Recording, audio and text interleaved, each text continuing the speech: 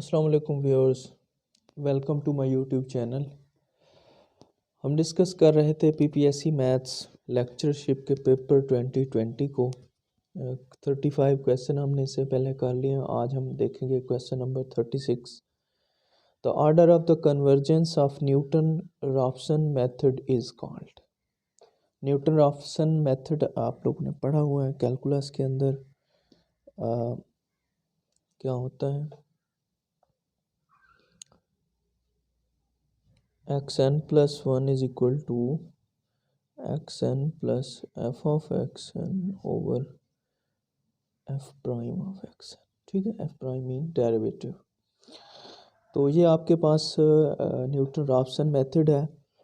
अब order of convergence क्या होता है? How fast a function converge. ठीक है, इसे हम क्या कहते हैं? Order of converges. और यहाँ पे आपने ये दरअसल जो है ऑर्डर ऑफ कन्वर्जेंस हम ज़्यादातर न्यूमेरिकल एनालिसिस में देखते हैं। तो वहाँ पे एक फार्मूला है en+1 mod is equal to k en p। तो यहाँ पे p जो है ये आपके पास क्या है? ये ऑर्डर ऑफ कन्वर्जेंस होता है। और इसके अलावा जो है en जो है ये आपको डिनोट कर रहा है एरर को, और r जो है ये आपके पास क्या है? रूट। अच्छा, तो बात करें अगर order of convergence of Newton Raphson method की, तो वो हमारे पास क्या होता है? हमेशा क्वाड्रेटिक होता है। ओके, नेक्स्ट क्वेश्चन है हमारे पास u1 u2 un linearly dependent set of functions on x belongs to ab interval. Let each function be n minus 1 time differentiables in ab, then Wronskian of the set of function is। तो सबसे पहले हम देखते हैं कि रॉन्स्कियन क्या होता है। और अगर हमने वो फंक्शन लेने हैं जो n-1 टाइम डिफरेंशिएबल्स हैं, तो उसको हम कैसे लिखेंगे? f1 f2 up to so on fn, f1 prime f2 prime up to so on fn prime. ठीक है, ये रॉन्स्कियन लिखने का तरीका है। अब इसको बढ़ाते जाएं, डेरिवेटिव हमने n-1 टाइम लेने, f1 ये f2, ये बढ़ते जाएंगे तो ये क्या आएगा?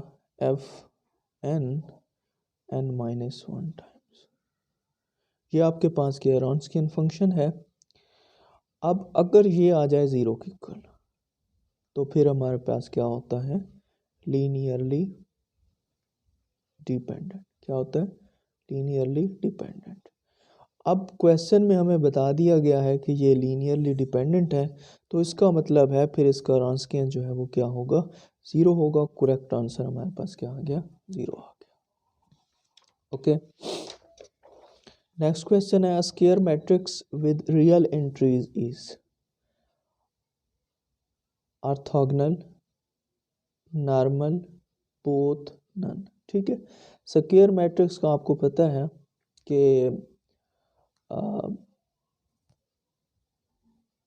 जी जिसके कॉलम्स और रोज का ऑर्डर जो है वो सेम हो, और या नंबर ऑफ कॉलम्स बराबर हो नंबर ऑफ रोज के, वो स्क्वायर मैट्रिक्स होता है। यूनिटरी मैट्रिक्स का मतलब यहाँ पे आइडेंटिटी मैट्रिक्स है, तो वो आप कोई भी ले सकते हैं। Let A is equal to ये 1 0 0 अप टू 0 0 1 0 0, इस तरह कराते कराते ये 0 0 1, ये ऐसा मैट्रिक्स है। ठीक है, तो ये आपके पास क्या यूनिटरी मैट्रिक्स है। अब यहाँ पे हमें पता है कि ए का ए के ट्रांसपोज से मल्टीप्लाई करें या ए के ट्रांसपोज को ए से मल्टीप्लाई करें, इनका आंसर क्या आता है? सेम है, तो इसका मतलब है कि ये नॉर्मल तो है ही। ठीक है, फिर हमें पता है कि अगर ए को ए के इन्वर्स से मल्टीप्लाई किया जाए, ठीक है, या ए इनवर्स को ए से मल्टीप्लाई किया जाए फिर आंसर आइडेंटिटी आता है। सिमिलरली अगर ए को ए के ट्रांसपोज से मल्टीप्लाई किया जाए फिर भी आंसर क्या आता है, आइडेंटिटी आता है। तो इसका मतलब है कि ये फिर क्या हो गया, ऑर्थोगोनल हो गया। ठीक है, ये आइडेंटिटी मैट्रिक्स बेशक आप 2x2 का छोटा सा ले लें और उसके ऊपर ये सारी चीज़ें अप्लाई करें, आप ये देखेंगे कि उनका प्रोडक्ट आइडेंटिटी के बराबर है। और अगर ए और ए के ट्रांसपोज को मल्टीप्लाई किया जाए या ए ट्रांसपोज को ए से मल्टीप्लाई किया जाए वो दोनों इक्वल आते हैं, तो ये ऑर्थोगोनल भी है, नॉर्मल भी है। तो इसका आंसर कौन सा होगा, बोथ वाला करेक्ट आंसर है। ओके, उसके बाद है every triangular matrix is, triangular matrix क्या होता है, जो कि अपर ट्रायंगुलर भी हो और लोअर ट्रायंगुलर भी हो। ठीक है, यानी कि हम इसको लिख सकते हैं triangular is equal to lower plus upper. ठीक है, ट्रायंगुलर लोअर ट्रायंगुलर भी होता है, अपर भी होता है। अब लोअर क्या है, लोअर में होता है आपके पास कि अबव डायगोनल, जो उसका मेन डायगोनल होता है ऑल ज़ीरो। ठीक है, डायगोनल से ऊपर अगर सारी ज़ीरो आ जाए तो वो लोअर ट्रायंगुलर होता है, और अबव डायगोनल अगर, सॉरी यहाँ पे बिलो आएगा, बिलो डायगोनल ऑल ज़ीरो। ठीक है, अगर डायगोनल जो मेन डायगोनल है उससे नीचे सारी ज़ीरोज़ आ जाएं तो फिर वो अपर ट्रायंगुलर होता है। अगर डायगोनल के ऊपर सारी ज़ीरो आ जाए तो वो लोअर ट्रायंगुलर होता है। तो यहाँ पे क्वेश्चन है कि हर ट्रायंगुलर मैट्रिक्स, पहली बात है डायगोनल ये लाजमी होता है, लोअर ट्रायंगुलर ये तो होता ही होता है। डायगोनल का कौन सा मैट्रिक्स होता है जिसके डायगोनल में जो है वो नॉन ज़ीरो एलिमेंट्स हों। ठीक है, ये आपके पास यहाँ पे जो जितना भी होता है ना ये वाला पोर्शन, ये आपके पास डायगोनल होता है। या इसको हम ऐसे भी लिख सकते हैं ए आई जे। तो अगर आपके पास आई और जे इक्वल हो जाए तो ये सारा जो क्या बनाता है, डायगोनल बनाता है, जिसमें A 1 1 A 2 2 up to so on A N N होते हैं। ठीक है, यहाँ पे वो दूसरे होते हैं, यानी कि आप कह सकते हैं ए 2 1 और इस तरह। ठीक है, तो ट्रायंगुलर मैट्रिक्स जो है लोअर भी होता है, अपर भी होता है। लोअर भी आ गया, डायगोनल भी आ गया, तो इसका आंसर कौन सा ठीक होगा, बोथ वाला, यानी कि लोअर ट्रायंगुलर भी होता है और डायगोनल भी होता है। ओके, नेक्स्ट हमारे पास है question number 40। Let F R be a continuous vector point function defined on smooth curve C by R is equal to F of T vector, then F cross D R is line integral surface volume. अच्छा, यहाँ पे मैं आपको एक चीज़ बता दूँ, एक trick बता दूँ, इसकी डेफिनेशन तो आपको बुक से मिल जाएगी, लाइन की, सरफेस की, वॉल्यूम की।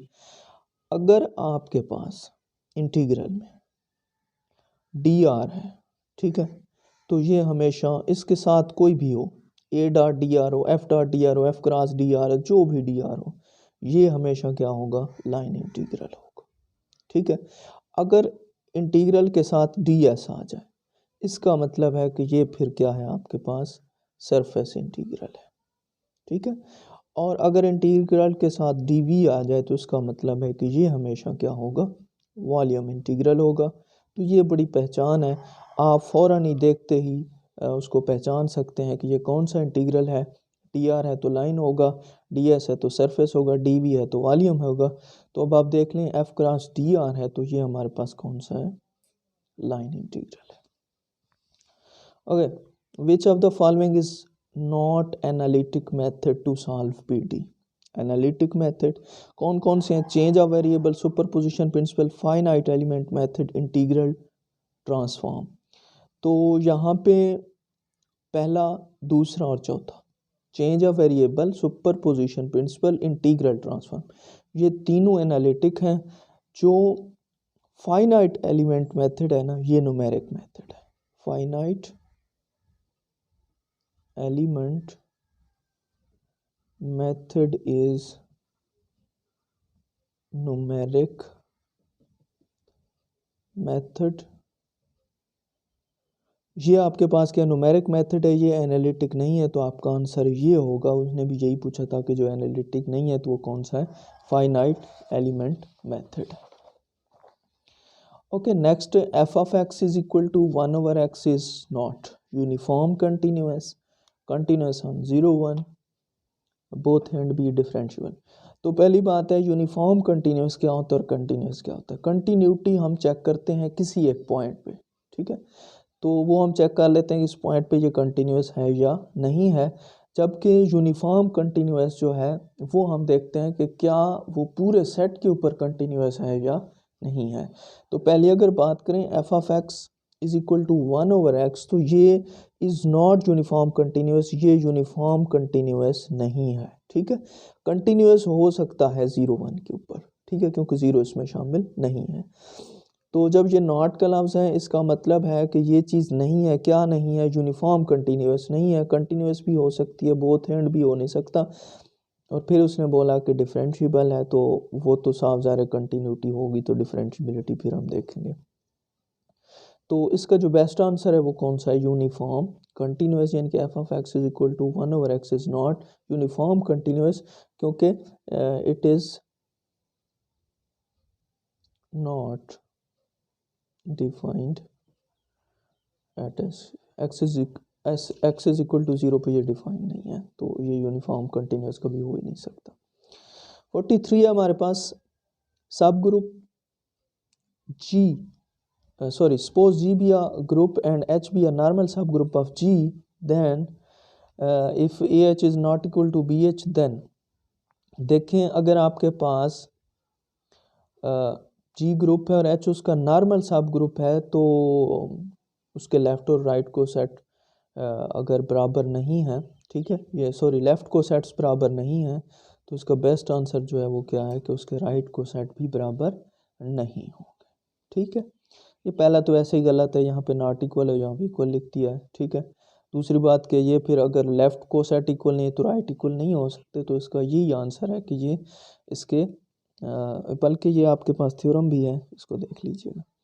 The sub group of abelian group is, अब देखें अगर हम थ्योरम को देखें तो सब group of abelian group is normal सब ग्रुप, और ये भी हम कह सकते हैं कि जो अबिलियन ग्रुप है उसका सब ग्रुप अबिलियन भी होता है, ठीक है। ये साइक्लिक में और में नॉट में आ जाता है, तो इसके दो ही ऑप्शन ठीक है, ये यानी कि अबिलियन भी हो सकता है और नॉर्मल भी हो सकता है। नेक्स्ट हमारे पास है, let G be a group and A belongs to G is a finite order N, यानी कि ए का ऑर्डर एन है, that such that A M is equal to E, then तो यहाँ पे जो आंसर हमारे पास ठीक है वो कौन सा है, बी आंसर ठीक है, एन डिवाइड्स एम, यानी कि finite order A is a finite order of N. इसका क्या मतलब है कि आपके पास ए एन जो है वो ई के इक्वल है और ए एम भी आपके पास ई के इक्वल है, तो हम कह सकते हैं कि हमारा एन जो है फिर डिवाइड करता है किसको, एम को। तो आज के लिए इतना ही, इंशाल्लाह मिलेंगे नेक्स्ट वीडियो में नेक्स्ट क्वेश्चंस के साथ, तब तक के लिए अल्लाह हाफिज़।